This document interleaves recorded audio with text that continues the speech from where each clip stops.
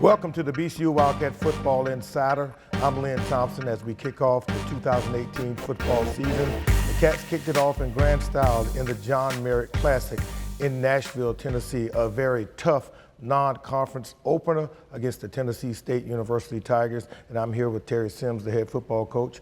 And the Cats dropped this one 34-3 in an exhibition, coach, that really was not up to your standards, but nonetheless, the Cats had to come out and play. We lost to a very good football team, and although the score was not what you indicated that you'd like to see it be at the end of the game, you did leave that game with some positives and a lot to build on.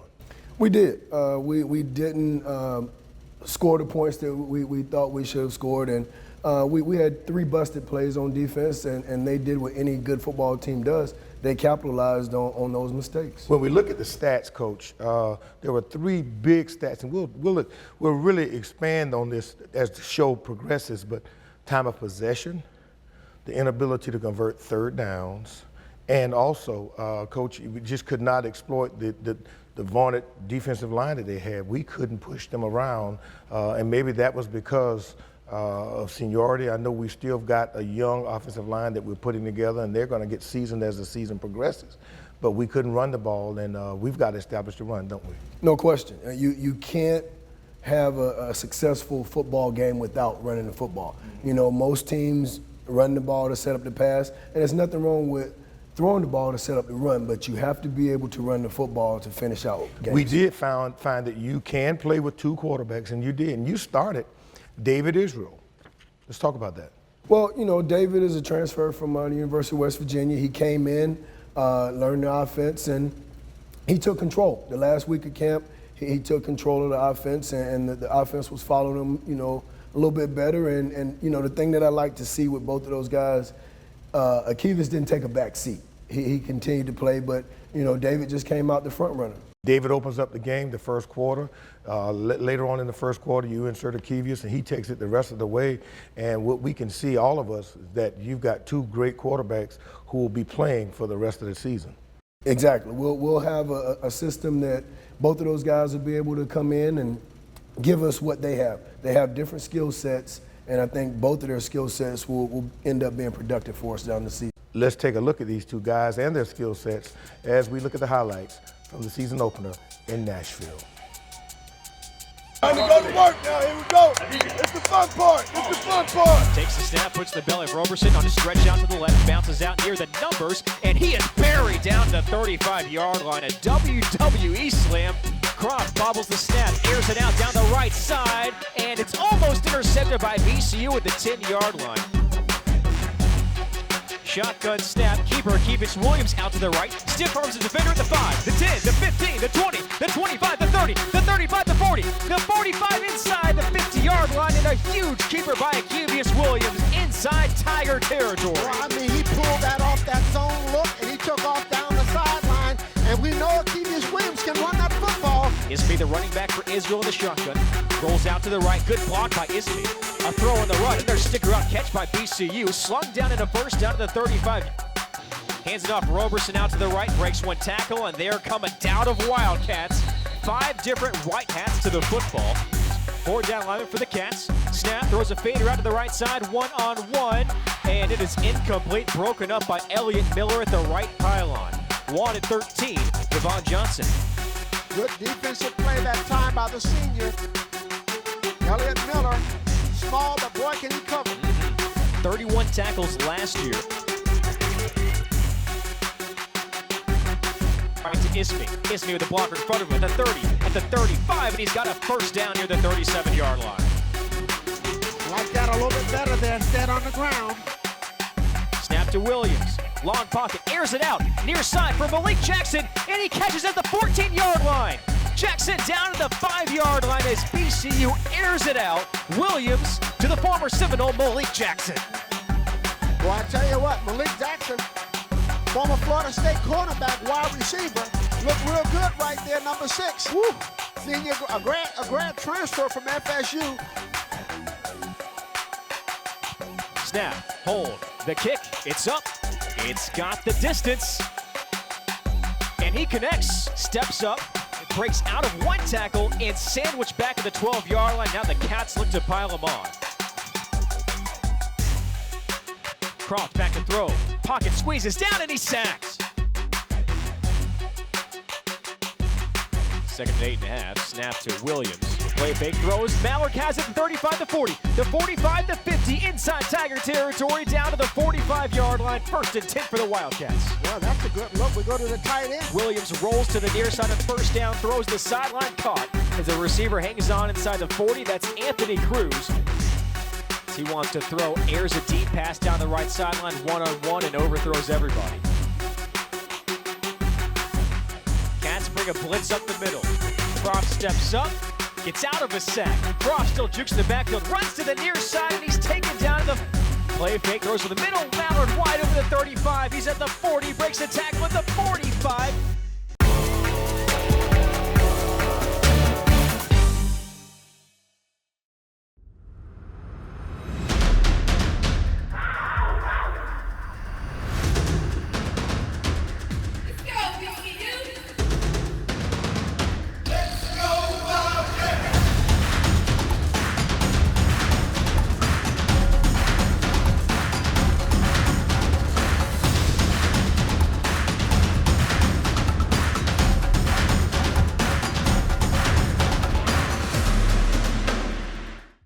Each team starts their journey on separate roads, but they all converge to one road to the championship.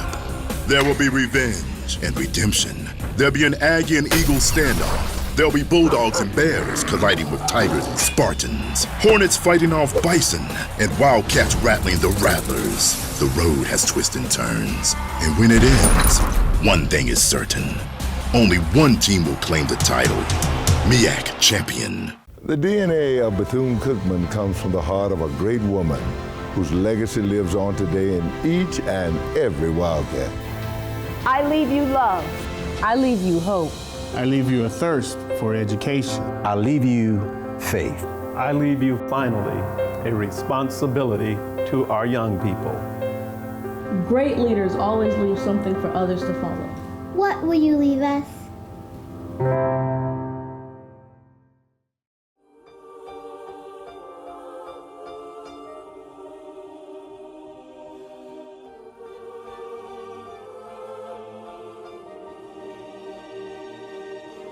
Ready or not, here I come. You can't hide. There's nowhere to hide.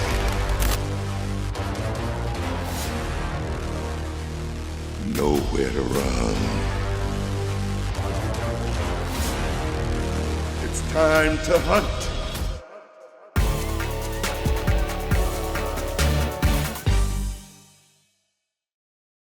Welcome back to the BCU Wildcat Football Insider. Lynn Thompson along with Terry Sims, our head football coach, as he begins his 4th season at the helm of the Wildcat football program. Let's talk offensively, Coach, about your team. We lose 34-3 in Nashville against a very good Tennessee State team.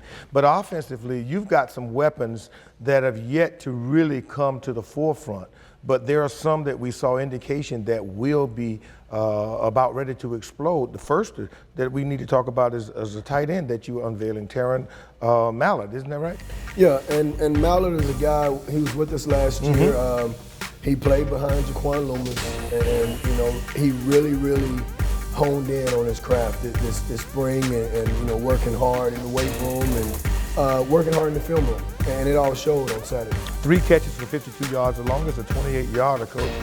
He's somebody that if you can establish him during the course of any football game, that places a lot of focus on him, and defenses have to really begin to game plan for him, don't they? You have to. When you have a tight end that can not only block, but he can run routes, he can catch the football, and he can get yards after the catch. I mean, he can be dangerous. You can spread that football around. We were able to do so, Coach, but the lack of the running game really kind of hampered our ability to stretch the field like we wanted to. But Malik Jackson was the one that we did stretch the field with, and this transfer from Florida State came up with a bomb catch for 53 yards down to the 2-yard line. got us in scoring position. We do convert a field goal. We would much rather have had the touchdown. Let's talk about Malik and how he's able to come in and really stretch the football field for you. Well, I think, you know, the one thing that Malik has done being here, he's brought some maturity to that group. You know, having Kevon Mitchell there, he's really the elder statesman in that room. You know, you have a couple guys that played a little bit last year, but you know, Kevon is the only senior in that room. But having, you know, Malik come in, he's a grad transfer from Florida State. He adds some maturity. He runs great routes. He's a guy that can stretch the field. We just got to figure out how to get the ball to him a little bit more. Coach, of the 17 completions in that football game, 9 different guys caught the football. And that's good. That's a positive. You know, we're not just a 1 or 2 receiver football team. We have a lot of guys to get the ball to, but as you alluded to earlier, we have to find a way to run the football in order to have some defenses respect the run, so we're able to get the ball to those receivers. 25 carries for 120 yards rushing, Coach. But however, we were stopped for losses of 54 yards, and we got 5 guys: Tupac Ismir, Isaac Washington, Ladarian Wilson, and David Israel. Those guys, along with Akevius, were able to run the football, but not with the consistency that you'd like. And I know that you've got to figure out a way with your offensive line coach and staff to really establish the run first. How do you do that? Well, we just have to keep working, and you know, we have one guy that's a starter back from last year, and that's Dwayne Brown. We have some guys that played in spots, and I think they just have to have reps. The more we rep it, the more we give them work at different looks, I think the better they'll be. So they'll be better this week than they were on Saturday, and we hope that continues throughout the season. At a couple of crucial points in the ball game, Coach, second downs in particular, they were able to do a safety blitz and a corner blitz. Maybe that confused your young offensive line, and that got us off the field, and it helped with that dismal third down conversion rate. And I guess that's the game, as a defensive guy, that's the game you play, isn't it? It is, you know, and one of those crucial moments, I can't really put it on the offensive line because it was the quarterback in the back. They kind of had a miscommunication with the protection and had the back on the wrong side. That's when David ended up taking the sack deep down in their territory. So, you know, there are a few things we have to work out, and you know, the offensive coaches, they're in the staff room now working it out, and we'll hit the field tomorrow and make all those corrections. Okay, the last 2 questions. The interceptions. David Israel just simply overthrows a wide open Kevon Mitchell. But that's okay. You know, you'll live with that. And then the pick 6, a slip down on a cut. It is, and you know, with both of those guys, you say I'll accept it. They know I won't because they're seasoned guys. David is new to the program, but he's not new to playing the position of quarterback.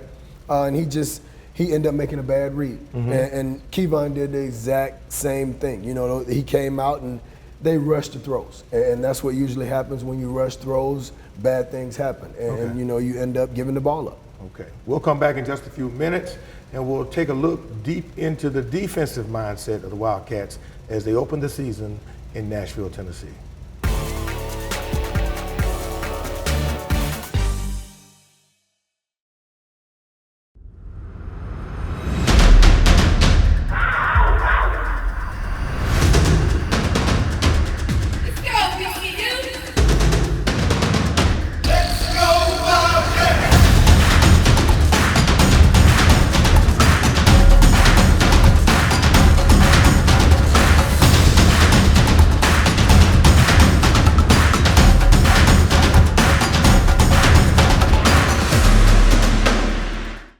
Each team starts their journey on separate roads, but they all converge to one road to the championship.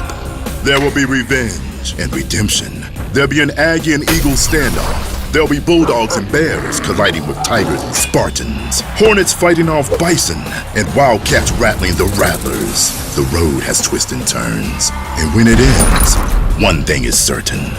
Only one team will claim the title, MEAC champion. As a season ticket holder, you'll never miss a moment like this. Trips to the left, Steve Conference, route to the right. 4 down linemen. They rush 4 on a twist. Brim steps out to the left, steps up, scrambles to the left, tosses it towards the left side of the end zone. Tipped ball, still in the air, and it's caught by BCU. The Wildcats catch it. BCU wins on a Hail Mary. A tip pass. My God! What a blessing in Durham. I don't believe what I just saw. My God, BCU rushes the field on a tipped Hail Mary. No time is left, and no more heartbreakers for the Wildcats. Guarantee your seat to witness the next answered prayer. 2018 BCU football season ticket renewal forms are out now.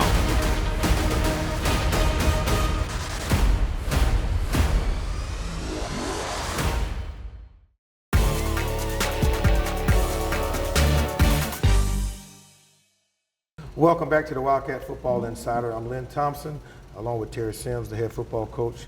The Cats are 0-1 in the young season. They lost on the road against Tennessee State University 34-3. And Coach, when you look at that score, it really was a very good football game. We just could not capitalize. Tennessee State got a couple of breaks. Field position, they were able to establish some dominance in terms of time of possession. They ran 77 plays to our 52. And when you do that, that keeps the defense on the field a long time. And when your defense is on the field a lot of times, in a long period of time, good things happen for the offensive unit. They're able to stretch the field. They're able to try different things. They're able to also to look at your defensive tendencies. And as a result, they were the beneficiaries of some bounces on the ball. It would have been a 14-3 game, or should have been a 14-10 game at the half. It should have, and you know, you're correct. The longer you leave a defense on the field, you don't like to say it, you don't like to talk about it, but there are chances for things to happen for an offense. Mm-hmm. We have a defense that is seasoned in a lot of spots, and you know, we were just expecting a lot more from our defense on Saturday. We had a couple busted coverages, and you know, as I said earlier, that's what allowed Tennessee State to have their first 2 scores. We just had miscommunication on the back end. Yeah, 2 of those busted coverages happened on 3rd down situations too that kept drives alive, and they caused some big plays to happen. But Coach, 2 bright spots. Marcus Ford comes up with 2 sacks, 5 tackles. Trenton Bridges and Joe Johnson, both of those guys at the linebacking corps, continue to play well for you.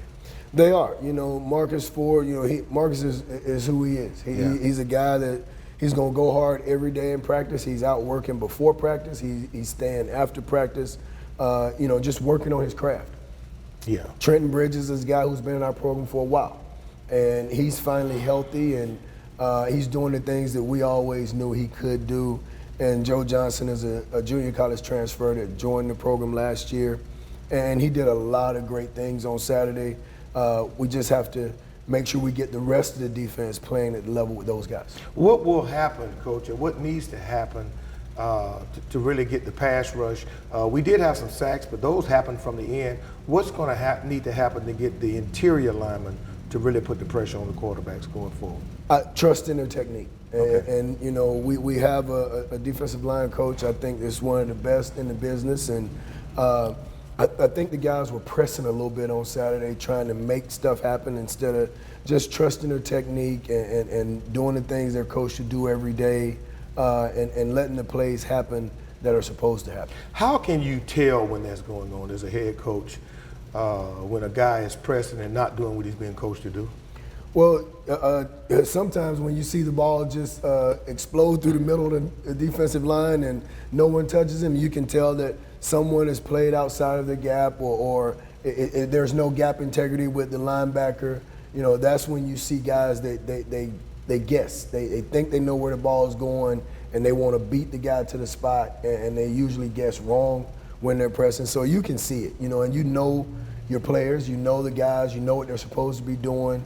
And when you don't see those things, that's usually a result of it, you know, them pressing and bad things happen for us. Let's talk about the secondary. Your secondary guy, Coach, they played well for the most part, but if you give the quarterback a lot of time, 9 out of 10 chances, a good throw and good timing is going to result in a good completion. It is, and you know that's I think the thing that we have to focus on a little bit this week is making sure that our defensive line understands that the best coverage is a great defensive line. Mm-hmm. You know, not giving a quarterback time, not letting them sit back and make those guys cover for 3 or 4 seconds. You know, it doesn't sound like a long time, but that's a long time to be running down the football field and not have pressure on the quarterback. 19 of 32 for the game. That's what Tennessee State completed. They were able to get some guys open in space with the linebackers dragging across the middle. But those things take a lot of time, don't they? They do. You know, we had a couple of times, like I said, some miscommunication on the field where our backers, they're supposed to knock the crossers off. But they were stepping up in the line and you know, again, trying to make something happen instead of just trusting their technique, trusting their keys, and playing the game the way they've been taught to play it. All right. Well, we've talked about those first 2 elements of the football game, offense and defense. We'll come back in just a few moments, and we'll dive into the special teams area of the Cats' performance this past Saturday night. More in just a moment.